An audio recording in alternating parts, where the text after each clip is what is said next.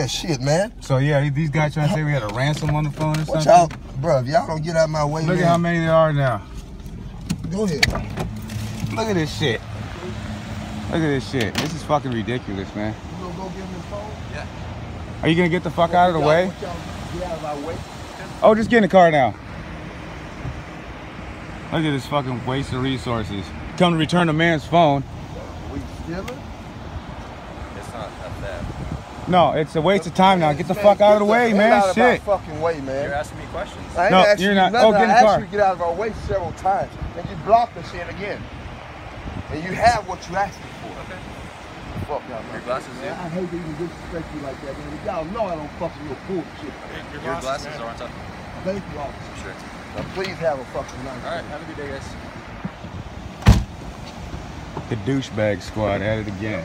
That's it. Look at how deep they came over here. Y'all know that. Look at that shit. Somebody here to return this shit if I'm stealing it. What am I answering the phone for if I'm stealing somebody's fucking phone? Fucking idiots. Look at that. How many of them there are? Pulled up behind me and shit.